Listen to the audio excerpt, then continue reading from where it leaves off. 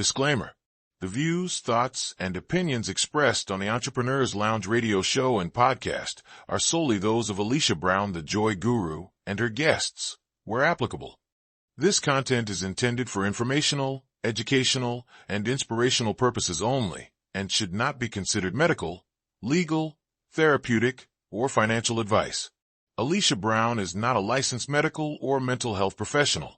Any experiences or insights shared are based on personal journeys or otherwise, are not meant to diagnose, treat, or substitute for professional care.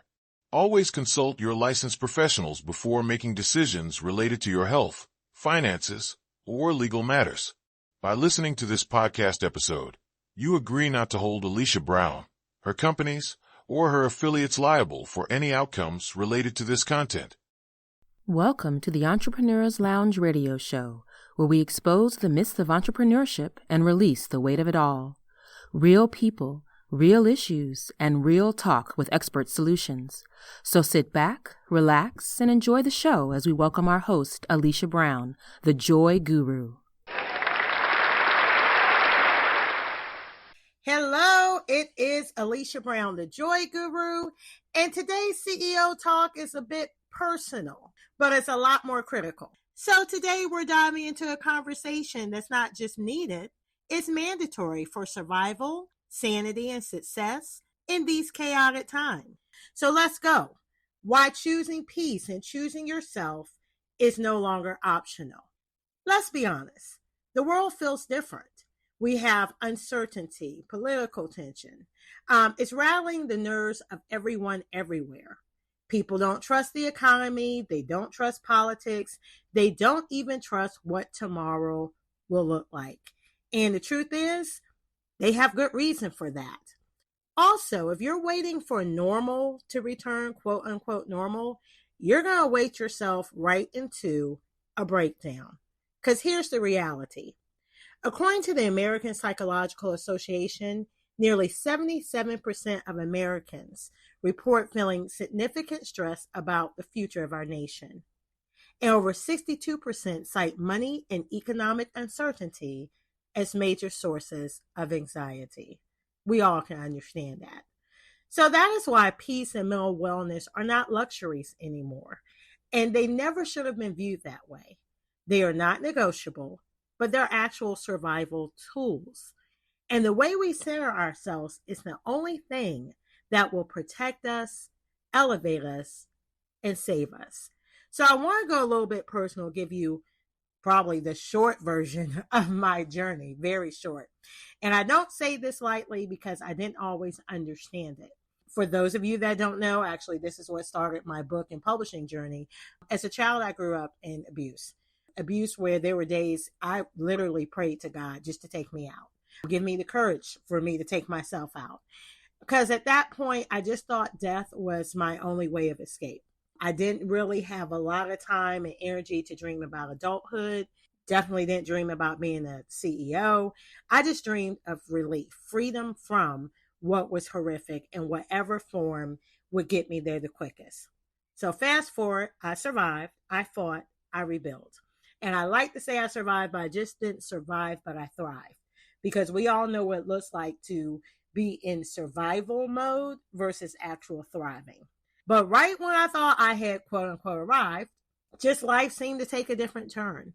I do share the story, have shared the story publicly in magazines and media interviews of how I resigned from my government job, my government career.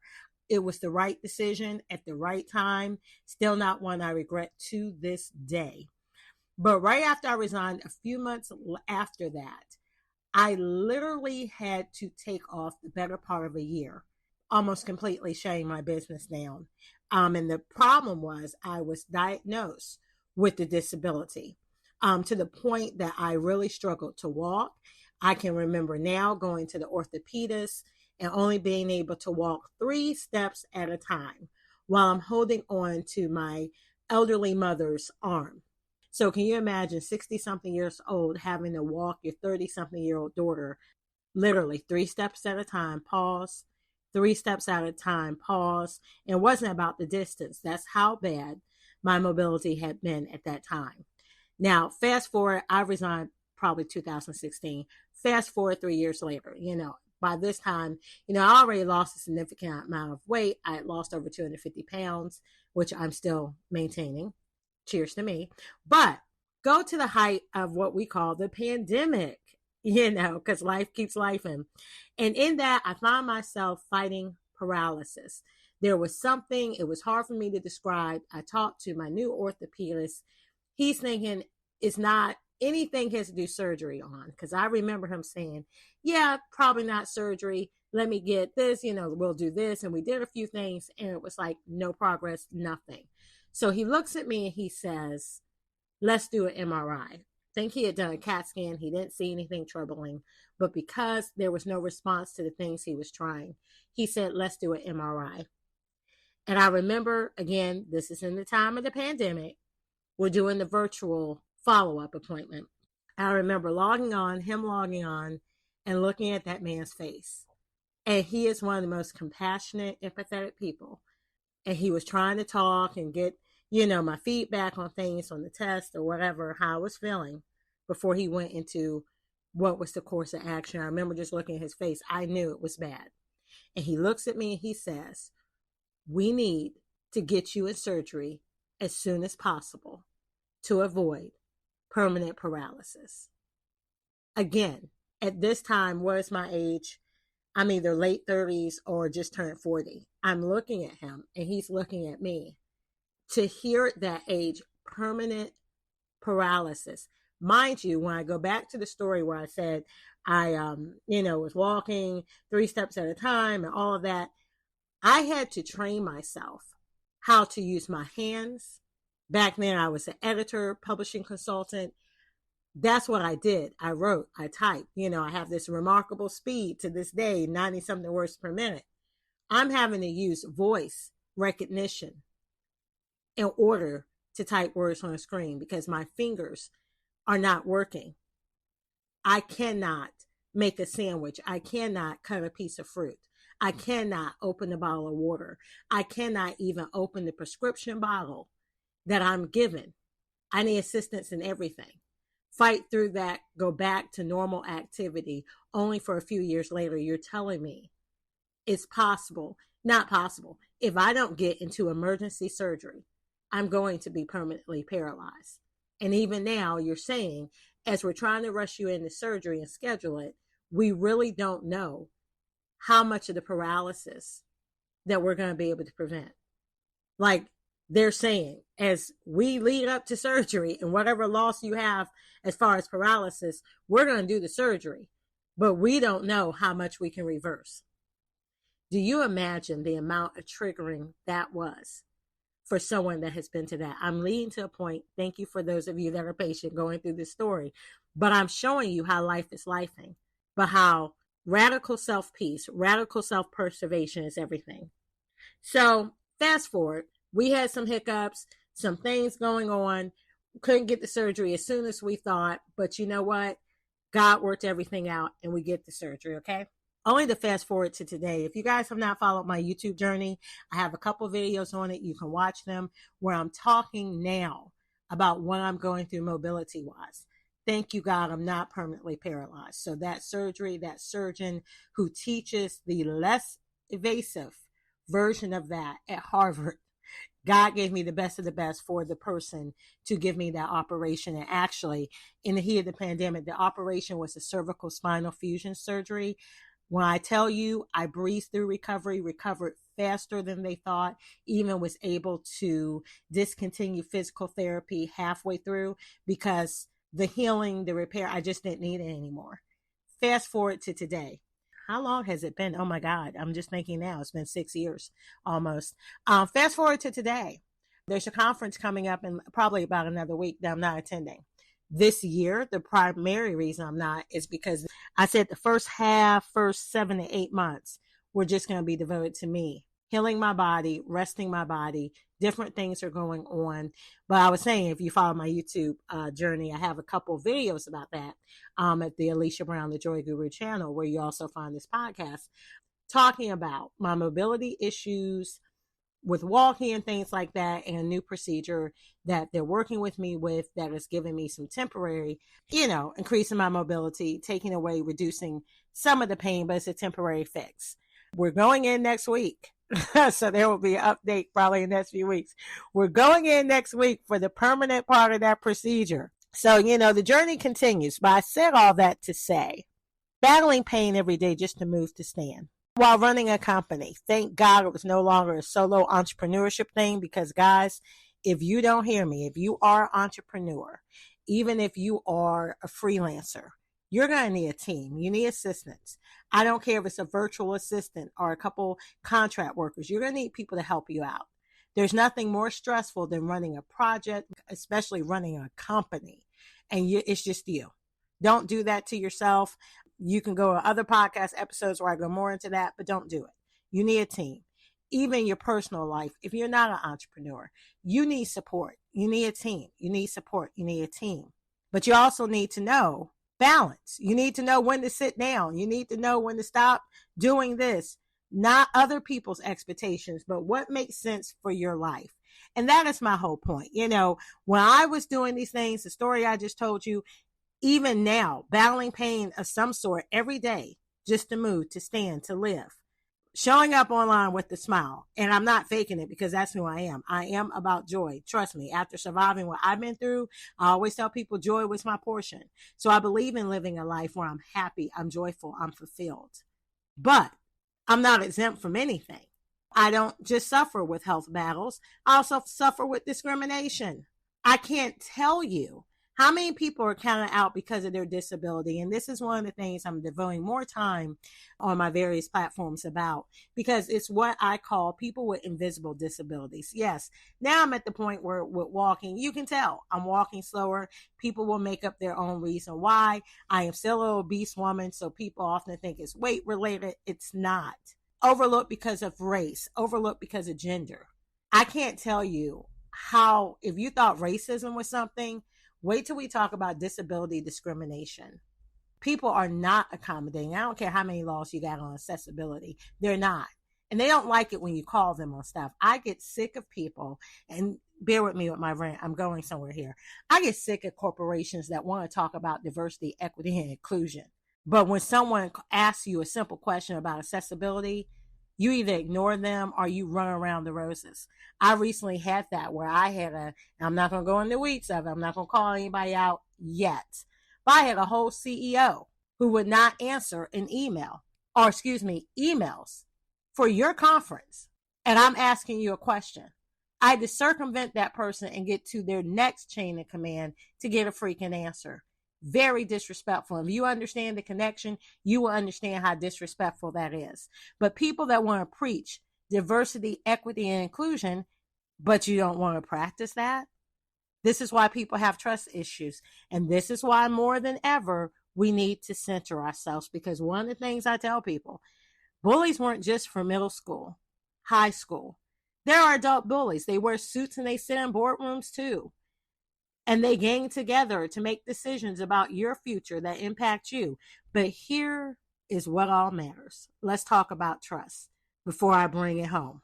Broken trust and why we have to center ourselves now. In my journey, I have trusted relationships that broke me. I've trusted religious leaders who preached holiness on Sunday and they lived a double life Monday through Saturday. I've trusted political leaders who promised help, but they weaponized power.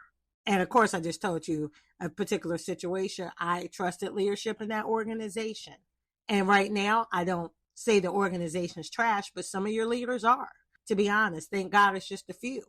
Thank God, the majority of the people are really great people there to do their things. But I'm sorry, some of your volunteer leaders, as well as some of your leaders, are just trash because they don't practice what they preach, or they practice what they preach for a select few. Trust is one of the most fragile currencies we have.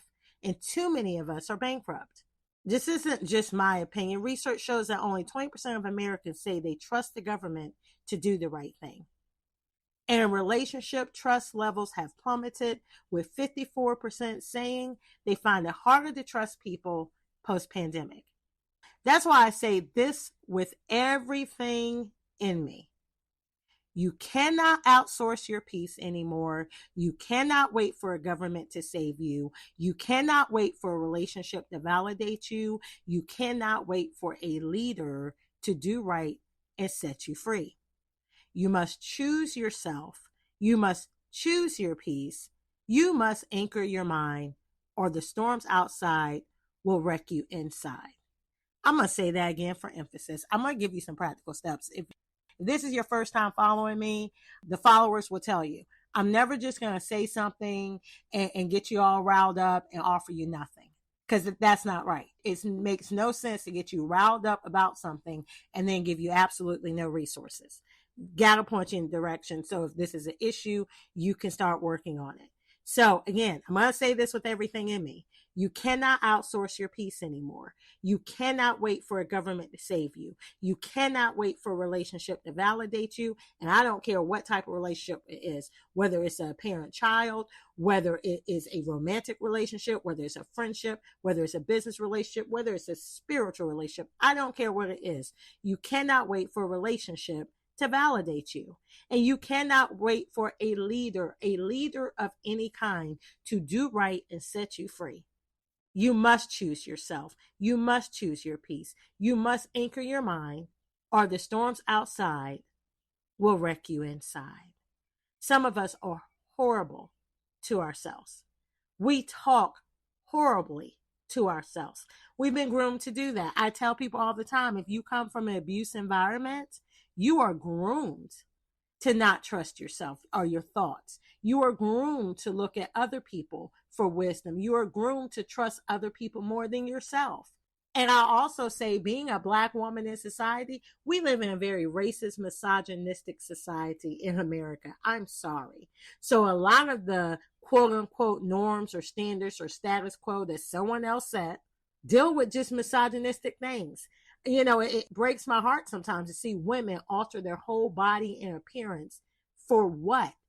All those standards that are set forth, even as other women are demonstrating them in front of you, most of them are from misogynistic men who view you as nothing more than a sexual object. And they're always fleeting standards because what they desire always is changing. The point is, the system is already set for you never to be good enough. And that's what you're changing, your body and your appearance and your words and your everything on. Society's changing stuff. That's already a formula that you're never going to be good enough. Never. So again, more than ever, we're going to have to choose ourselves in peace and anchor our mind. I tell people, your greatest wealth is mental wellness, a strong mindset. That has to be cultivated. I don't care who you are. You can be a therapist. You can think you got it going on, but baby, it's a continual work.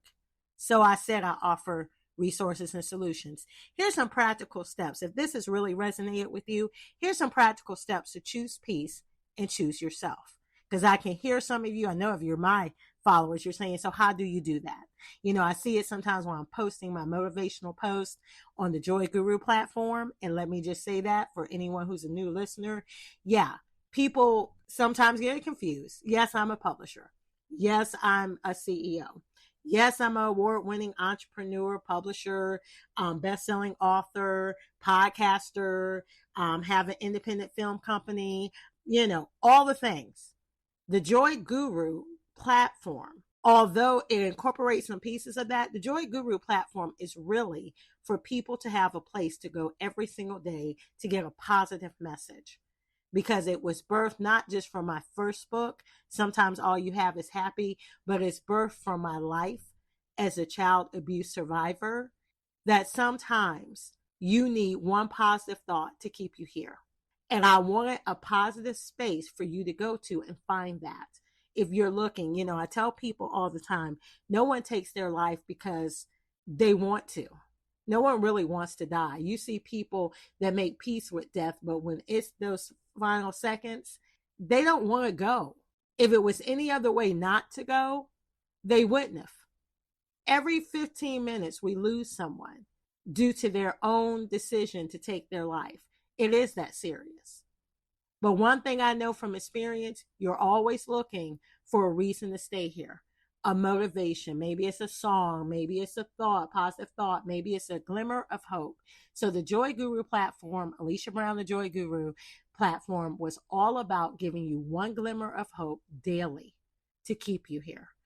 Because I know from experience, if you just get one thing to keep you here today, I am the fruit of those one things. One book, positive message, one positive testimony. And I grabbed on to those one things, one thing, one thing, one thing, until I'm still here now, 40 plus years later. So I take that very serious with this platform and don't mind investing time and resources in it to at least give you one motivation a day, to have a space you can always go to and get a positive thought, affirmation, word, encouragement to keep you here, to inspire you, to motivate you, to encourage you. Because as long as we keep you here, there is time for you to figure it out. It will get better. Maybe not overnight, maybe not in this moment, but it will get better. And the decision is yours. But that decision cannot be made if you're not here. So that's purely all the Joy Guru platform is for.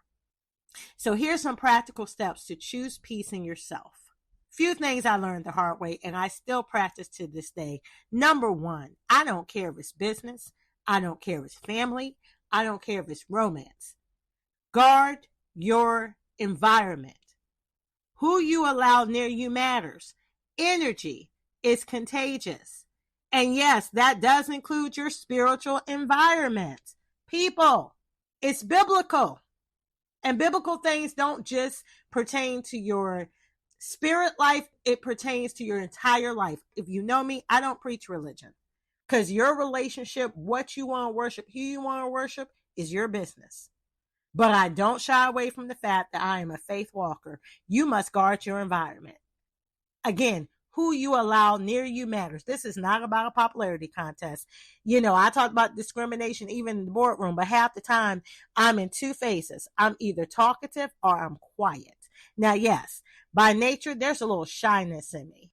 So I'm going to walk into a new place and I'm really going to probably be quiet because I'm observing you. I'm listening. I'm feeling the energies. One thing about me, I am a person of discernment.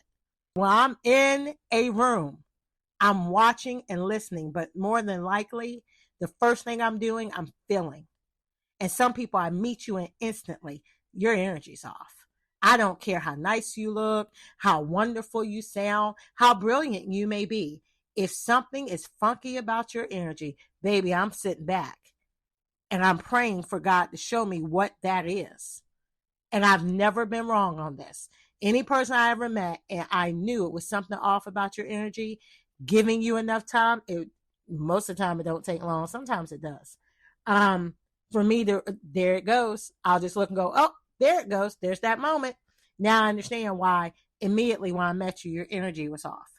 I'm not going to second guess myself on that. So again, I walk in a new room, new environment. Sometimes people think quiet people are timid or we're insecure. No, we're not. A lot of times in a room, this is a little pro tip, and I'll proceed on shortly. A lot of times in the room, the loudest person, they're not the wisest or the smartest. Sometimes the loudest person, although they might be smart, although they might be gifted, they're the most insecure. They feel the need to talk so much to try to win you over and convince you of how smart, how brilliant, how successful. It's an ego trip. A lot of the big personalities, baby, they the most insecure personalities. They might be gifted. They might be wealthy. They might be successful. They're normally the most insecure person in the room. I don't feed in that energy because everything that glitters is not gold. So guard your environment. Who you allow near you, who you allow to speak to you. Just because people want to give you venomous words, their opinion of you, how they feel about you, good, bad, or indifferent, even what they think you should do. People are so quick to volunteer advice to you and know nothing about you or think they know you and don't know, have not spent any time with you to know anything about you. One thing for me as an observer and discerner, I'll say what I want to say, but a lot of things until I trust you, I'll never tell you. So you'll never really know me like that unless we have spent copious times together. And now I'll admit this, just between us. Sometimes when I really see what your crap is all about and how you've perceived me wrong, I'll play into it. So if you perceive me as dumb, I'll just give you dumb answers. Why? Because I don't throw my pearls before swine. I have nothing to prove to you. So if you're in the business of misunderstanding me and having me fit in your mind what you've labeled me as, baby, sometime I'm just going to play with you. If I'm dumb, I'm going to be dumb to you. Because why? Why am I going to fight to show you I'm smart? I don't have an insecurity issue. I don't have an ego problem. So I don't have to prove anything to you. And one thing I know, one of the biggest ways for you to waste your energy is sit up here trying to prove something to someone that is dedicated to just misunderstanding you. It doesn't matter, baby. You can find the cure to cancer tomorrow. They're going to find a way to villainize your name. Let them stay there with that energy. That's their problem, not yours. That doesn't define who you are. It just means you're not meant to be around them. You're not meant to fellowship. You're not meant to have a relationship with them because it's something they got to work out with themselves, with the Lord, and they may die that way. That's fine by me, honey. You're not my God. You didn't make me, and you don't control my destiny. Have whatever opinion of me you want to, especially when it's not an opinion that's based on knowing me or that I incited you to have. So guard your environment. Be careful who you allow near you. And please, this is not meant for you to walk around paranoid thinking everybody's against you. But it's saying that you are valuable. Your energy is valuable. Your time is valuable. Energy is contagious, good, bad, or indifferent. Guard your environment. Everyone cannot come in and go out as freely as they want to. Which brings me to my second part. We're going to move through these next ones a little bit faster. You want to establish non-negotiables. And this is one of the things, especially in business. Sometimes, we get more passionate about things and we, I just really want to do more for this person. I want to do all for them. And we sort of break those boundaries. Baby, let me tell you something. Enough of doing that, especially with the wrong person, it'll snap you right back. Establish your non-negotiables. Remind yourself of that on a regular basis. Establish non-negotiables. Here's one of my biggest ones. If it costs you peace, if it costs you your peace, it's too expensive. Establish non-negotiables. I am not open 24/7. Whenever you call, whenever you text, whenever you email, you're going to have access to me. No, I won't even let you do that to the staff. Which brings me to point 3. Rest without guilt. Productivity without peace, that's a form of slavery. Let me say that again. Productivity without peace is a form of slavery. This is not a rat race. I don't care what they said. If you want to go into the rat race mentality, you might be racing to an early grave. I'm not going to go out like that. And the different health challenges and things I've dealt with in life, I'm dealing with now, trust me. If that don't remind you that time on this earth is not guaranteed and short, then let me tell you something. Nothing else will. And I do know people, unfortunately, have very severe health challenges. And they just bypass that. There's this whole, I always tell people, desperation is not a good look. And trust me, you can only disguise it so long, everybody else sees it. I don't operate out of desperation, and I never operate with the sole vision of money. I will turn down something that appears to be financially advantageous if it's going to cost me my peace. Because you can make money anyway, anywhere. But if you're so desperate to take this because, well, I really need this money, but your gut's telling you don't do that, trust me, you pay for it later. And you're going to want to throw back that money, but it's going to be too late. Please rest without guilt. Again, productivity without peace is a form of slavery. And then I have 2 more things. Rebuild your relationship with yourself first. My God, where was I for myself 10, 15 years ago, or even 5 years ago? Listen, rebuild your relationship with yourself first. Talk to yourself like you would to someone you love dearly. Some of us were taught with the mindset, and unfortunately in America especially, maybe it's more of a Southern Black thing, but the Black church, I'm sorry, I got to go there because a lot of us Southern Blacks, we have that. You have the big mama, you have your grandmama, they were steeped into this, and no offense to them. I always say they gave you what they had and they taught you from what they knew. and what their experience was. They were trying to protect you, but sometimes you got to know how to apply certain things, and then certain things don't apply for you, and you got to pivot, you got to tweak it. So we were taught a lot of times, put everybody else first. Treat everybody like you like to be treated. Put everybody first. And one of the places I see this a lot is in motherhood. I'm like, Lord, have mercy. Take care of everybody else first. That's the ultimate satisfaction. And I just respond to that today. That's the ultimate recipe for disaster. Exhaustion. And then you get upset. Well, don't they see what I'm doing? Don't they know I need help? Did you ask for help?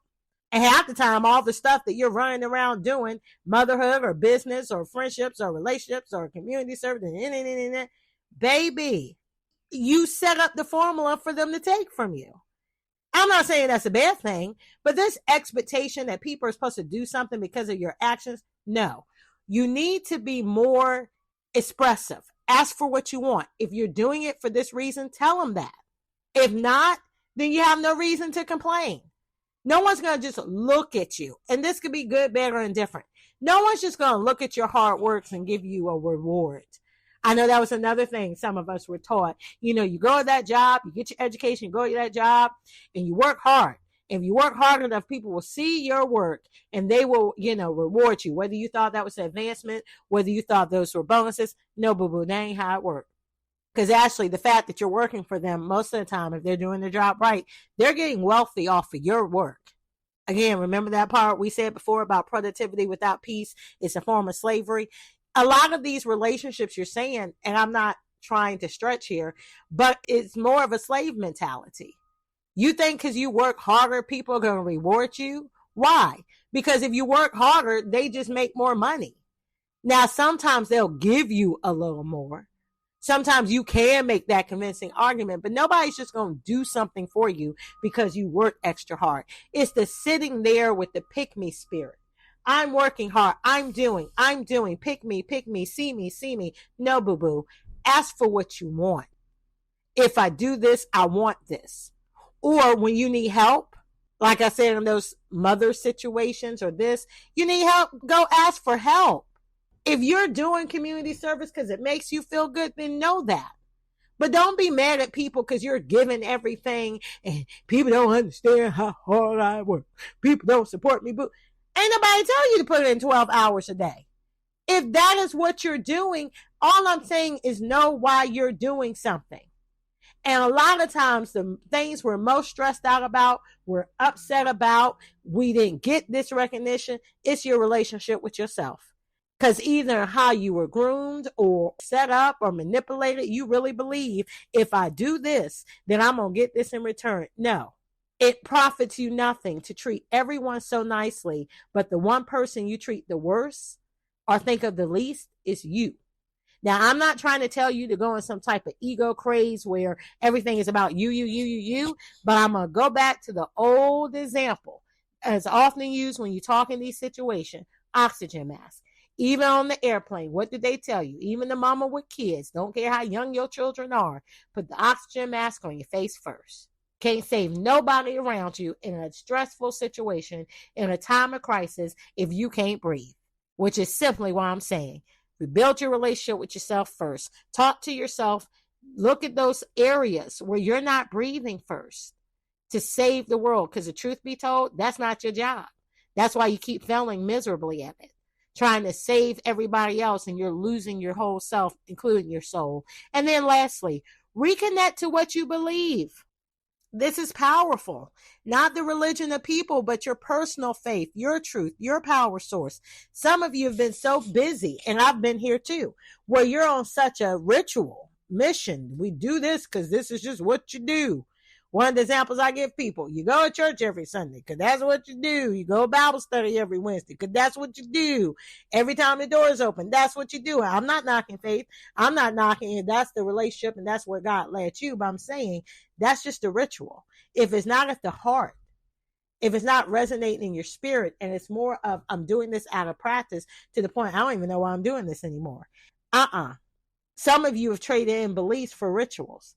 And then you're wondering why your life is so confused. Reconnect to what you believe, not the religion of people. but your personal faith, your truth, your power source. And let me just shortly, this isn't about faith, but let me take it spiritual because I think it's the best examples. There are so many things I don't respond to when it comes up. I do work with pastors and bishops and apostles in my work, but some things I just don't address because one, that ain't my ministry. Maybe if you're a pastor, you got to address that all the time. And even with that, I say sometimes you got to come down out of the high horse and deal with people. But I'm not going to go there right now. But I see all of these things about these religious figures. And while I understand why they're so alarming, I understand how it feels to be let down, disappointed in a spiritual leader. When this person presented themselves to you this way and you put that trust in them, not from the superhuman perspective. You didn't make them your God or anything like that. If you are, God bless you. But they weren't God to you, but they were the person you trusted for God to lead them. And you gleaned from them and you get wisdom from them, only to see front page news and you're just so disappointed because the depravity in which they live that is now being exposed. It just crushes you. But that is a great example, and it's even biblical. You don't put your personal faith, your trust, your all of that in a person. They are fleshly. And, if we want to talk religion, obviously, that's one of the places where a lot of people treat it like business. They know that people of faith can be easily manipulated. So they didn't come in here because God told them to. They came in here because they saw there was a financial opportunity. People use that in business all the time. I'm a Christian publisher. And I tell people respectfully, don't call me a Christian publisher. And they look at me like, no, just because I'm a woman of faith, I don't need you to call me a Christian publisher because honestly, my spirituality should have nothing to do with me publishing your work. If that's important to you, that's fine. You don't have to believe in my God in order for me to publish your work because it has nothing to do with that. Because most of the biggest scams I've ever seen are by people that do exactly that, whether it's a big firm or whether it's just a small publishing company. I see it in other business things. Oh, they're a faith-based coach. Honey, that's some of the most biggest ripoffs. Because why? They know people of religion and spirituality are easily manipulated. So that's why I never take that label. But we need to reconnect to what we believe. And I'm going to be honest with you. Different times in your life, you need to ask yourself, what do you actually believe? Because especially as you age or you have major life transitions, a lot of times you realize that you practice stuff and you believe stuff based on what parents taught you, grandparents taught you, community taught you, and it just really don't fit you. Like you never got a chance to really go, wait a minute, that sounds good, but do I really believe that or do I still believe that? Some of the things that people preach today, I don't agree with you. And I'm not saying that these are people that are just straight out liars, but what I see is your insensitivity for humanity. God always said to season your words with grace. He was a God of love. So whether he thought something, he was convicting people or not, he was a God of love. Some of y'all need more love in your heart and less condemnation because God didn't elect you to condemn anybody. Preaching his word and condemning people, two different things. Maybe you need to go back and re-examine it. But see, I'm going to get off that pulpit. Those that follow me know I can go on that one for some time. Anyway, closing. It's okay to start over. It's okay to let go. It's okay to be misunderstood. I do it often. You were not called to be everyone's savior. You were called to be yourself. I'm going to say that again. It's okay to start over. It's okay to let go. It's okay to be misunderstood. You were not called to be everyone's savior. You were called to be yourself. Some of y'all need to hear that today. Because some of y'all are living a life. I have been there. It's no condemnation on this side. I have been there. Some of you are living a life for everybody else but you. Everybody else but you. According to everybody's expectation. And to be honest, it is draining you. It is depleting you. It is taking away and robbing you of every good thing. And you're exhausted. So my prayer for you today is that you radically choose yourself. That you fight for your peace the way you once fought for acceptance. That you realize peace isn't passive. It's one of the most powerful moves you can ever make. Because guess what? A centered you, a peaceful you, is an unstoppable you. Again, a centered you, a peaceful you, is an unstoppable you. And yes, this is a shameless plug. If you need daily reminders of how powerful you are, grab my newest book, Reclaim Your Joy, 365 Days of Affirmation for Liberation and Transformation. You can get that at thejoyguru.net. It's on the center page. If you go to our Fruition Publishing page, it's on the center page there too. This book is your daily tool to stay grounded, strong, and focused. There's exercises, there's prompts, there's journaling, there's affirmations where each day, just like our platform, each day you can plug in and fortify your mind before you start your day. So again, visit me at thejoyguru.net. You can find out about the book. You can find out how to connect with me across all social media platforms. And don't forget to stop by thejoyguru.net/podcast to share your thoughts, suggest topics you'd like me to cover, or even submit to be a guest on the show, because I'm looking forward to kicking off officially the newest season and bringing guests to you. But thank you for rocking with me today. Until next time, this is Alesha Brown, the Joy Guru, reminding you to release the weight of it all. Choose yourself. Choose joy. Stay powerful. Thank you for listening to this episode of the Entrepreneur's Lounge, where we expose the myths of entrepreneurship and release the weight of it all. Real people, real issues, and real talk with expert solutions. Make sure you stay tuned to our Facebook page and thejoyguru.net for show updates, announcements, and to learn how you can be a guest on our show. The Entrepreneur's Lounge radio show and podcast is produced by Alesha Brown Productions.